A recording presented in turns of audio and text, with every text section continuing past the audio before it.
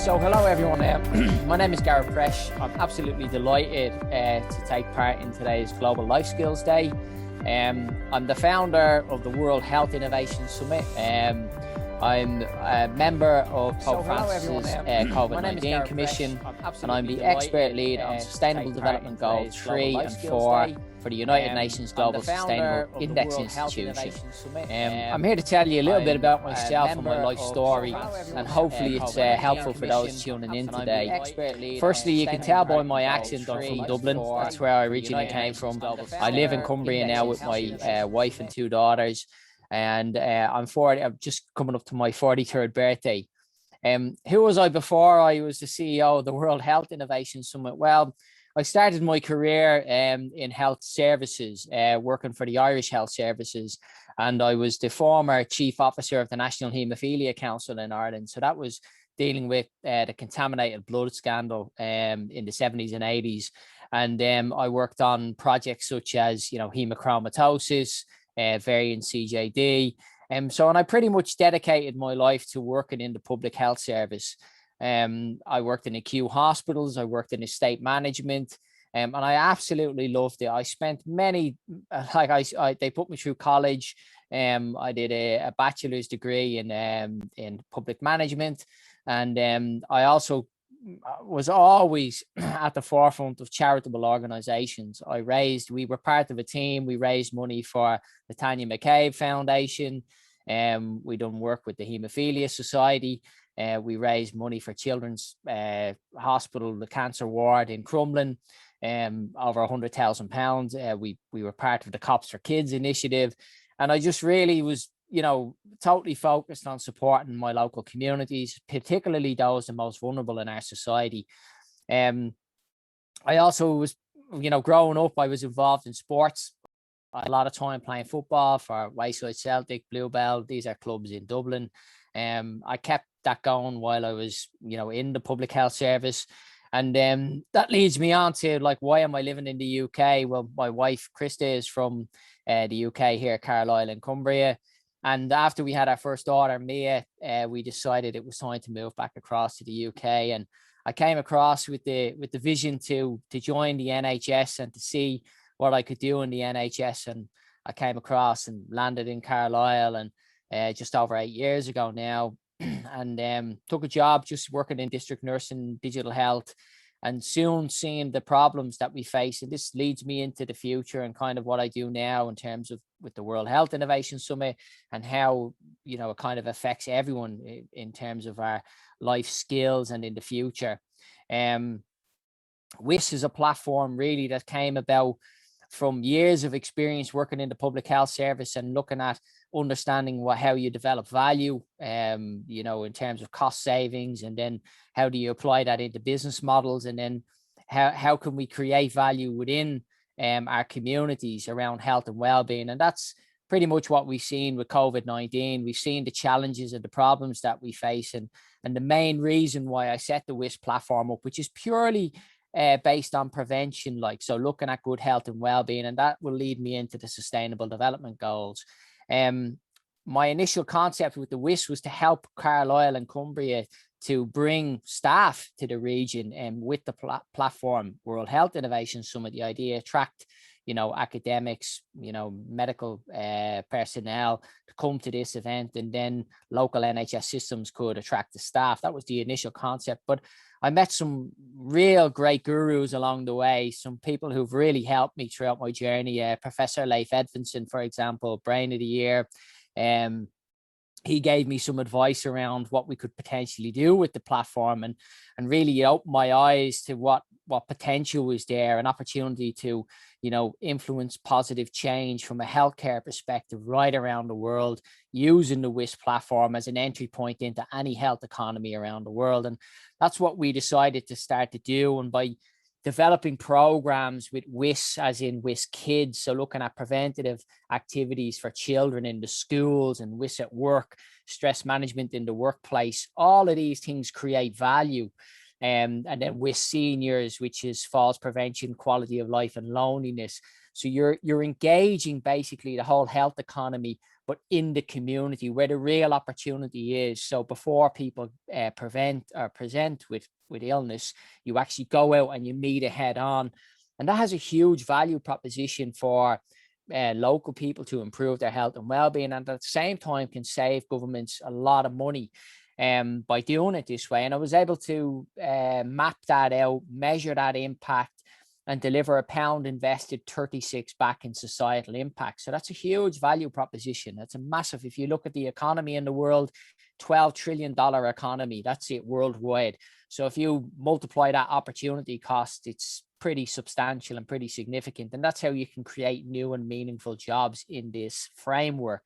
You can also apply this framework as a kind of quality assurance framework and allow local cultures adopt it so that they can then use it as a circular economy for SDG 3. And I can, there's ways and means. We've published all this online, how we can do it.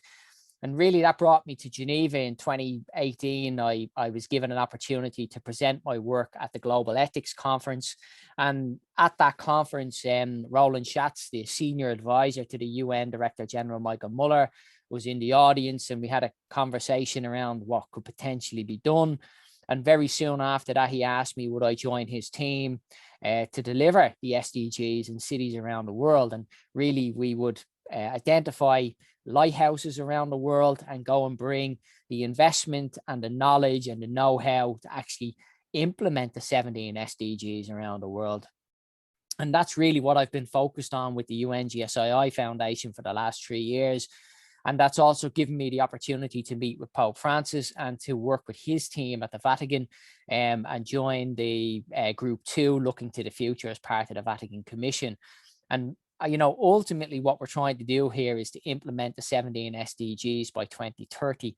And it's absolutely vital. We see the situation with COVID, and that's going to be exacerbated. A lot of people won't understand, but, they may not know this, but, by 2030, we'll have 18 million staff short in the world for health. And so, but that's also an opportunity because we can create these new and meaningful jobs in prevention. And that's really what our aim and mandate is.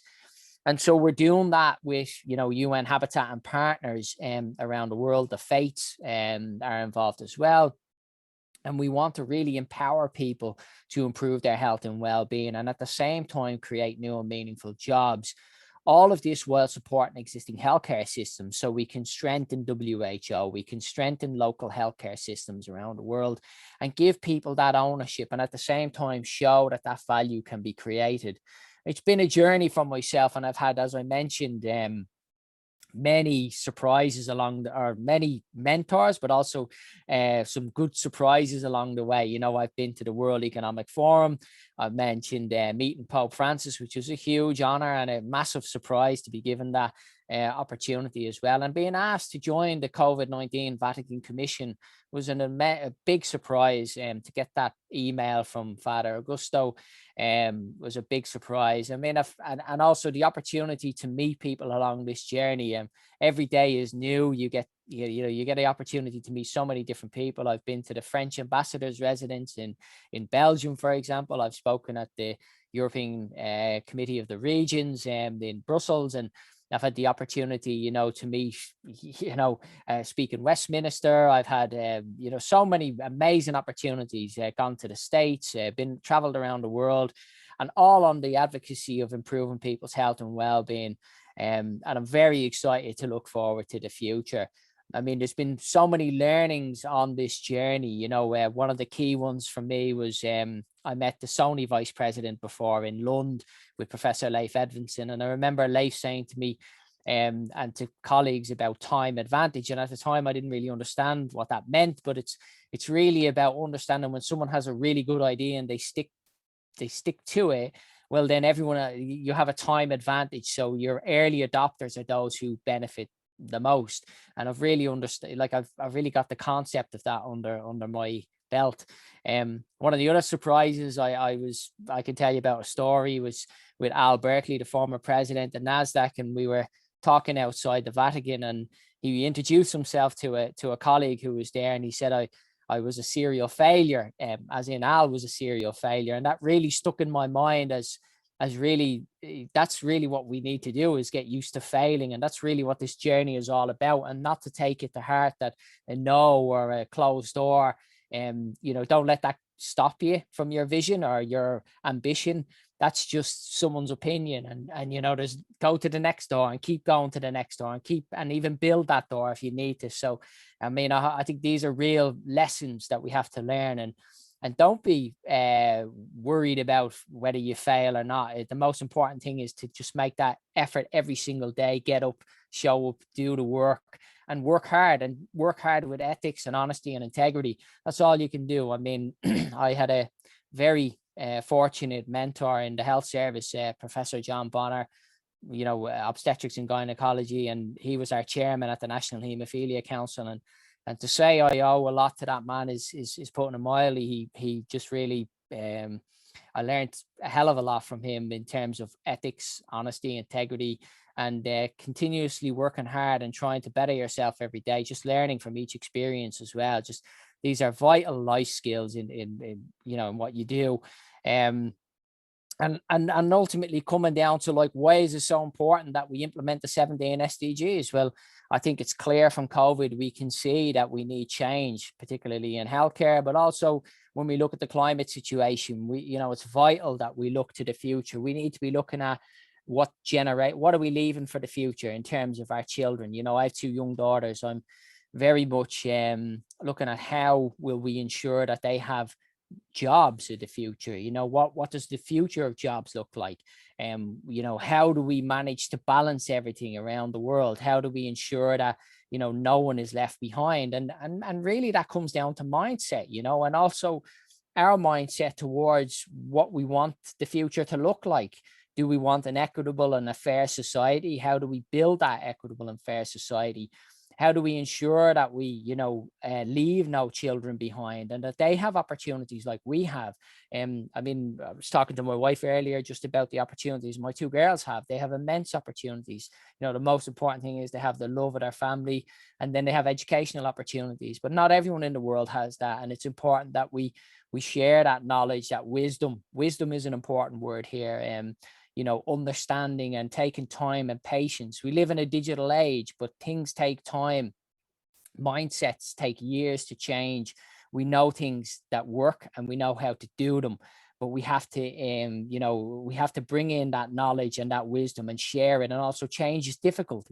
It doesn't happen overnight. It takes a long time to build that momentum. It's going to be the same with the 17 SDGs. It's going to take time. But with COP26 coming up in the UK, we have an opportunity there, and we can build on that momentum as governments and institutions, and then businesses realize that the future of business is aligned to social good. If you do good as a business, people follow you, they buy from you, they buy your products, your services. That's really important, that we understand the value, the intangibles, as we say. I mean, I have a conference next week where I'm talking about the value of healthcare, and it's massive. It's not really measured, intangible assets. If you look at the top companies in the world, the top tech companies in the world, they base their whole business model on intangible assets, and it's extremely valuable. What about the intangible assets within the healthcare system, within education? They are massive opportunities for us to look at how do we generate that value back into communities. I mean, there's new ways of thinking. How do we bridge into financial sectors? Okay, the financial sector and local communities. How do we bridge that gap? There's such a gap between those who finance projects and those who actually have the projects on the ground, who need the finance. So we need to bridge that gap.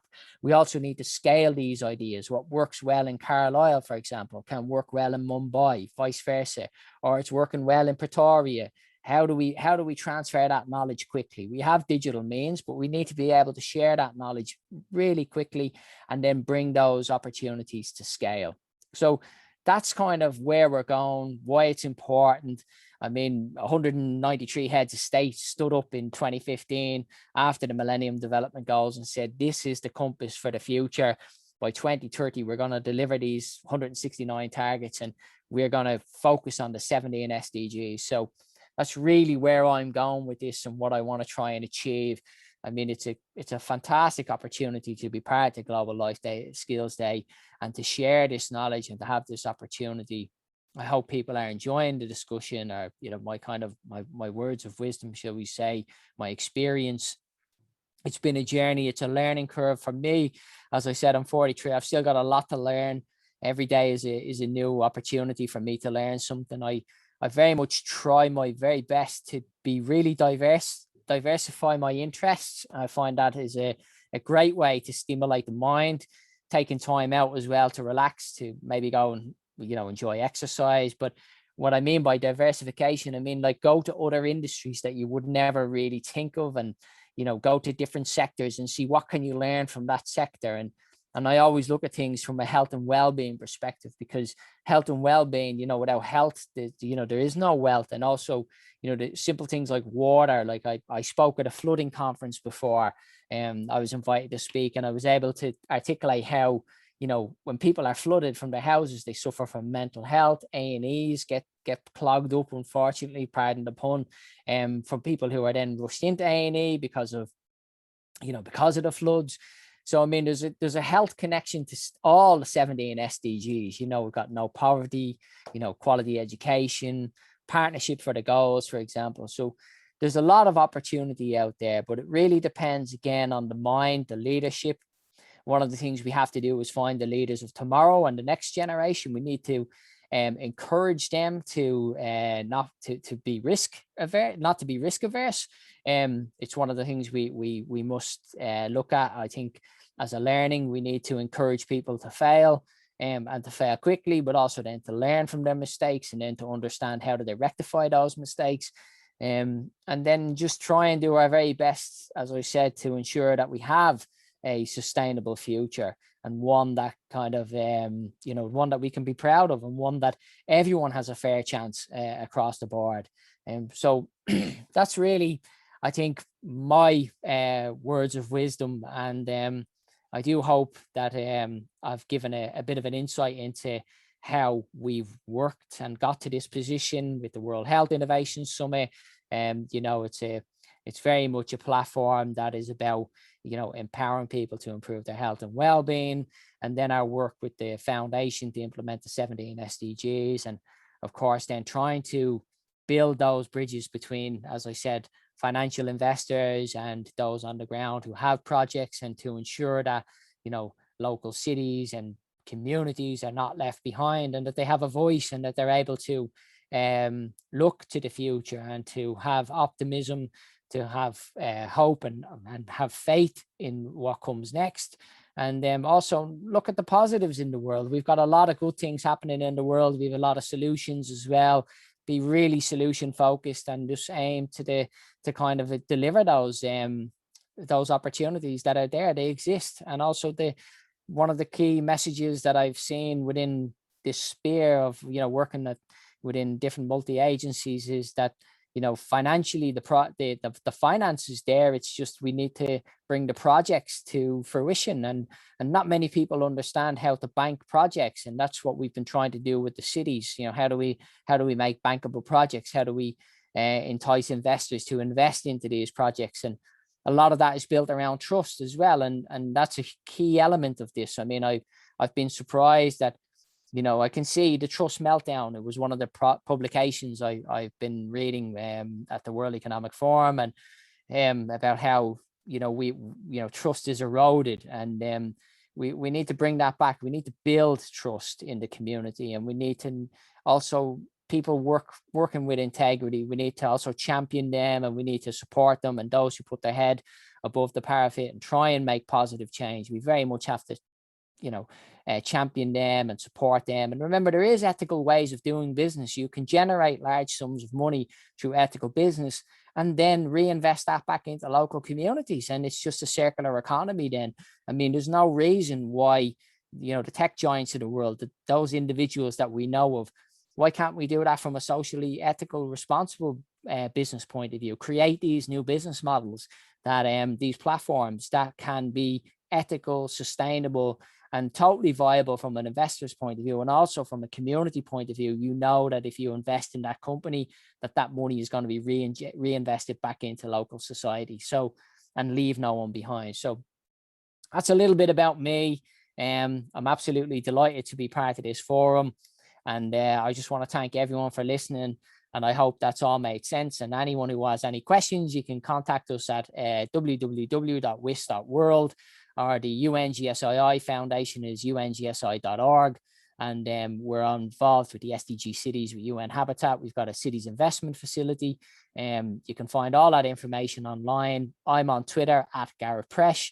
I'm on LinkedIn. I'm on Facebook. So very much look forward to connecting. And I just want to say thanks. And I'm very grateful to be part of the Global Life Skills Day. So thank you very much, and bye-bye.